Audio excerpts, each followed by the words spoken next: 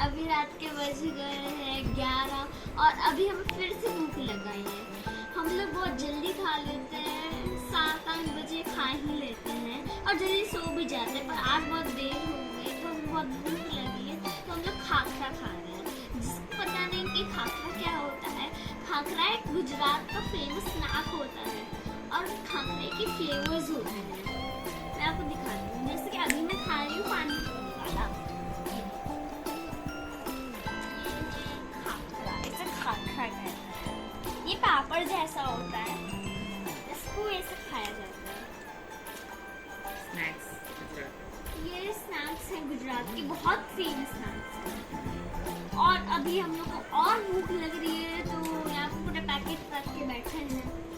अब क्या कर सकते हैं। और अभी मुझे नींद भी आ रही है, मैं खा के सो जाऊंगी।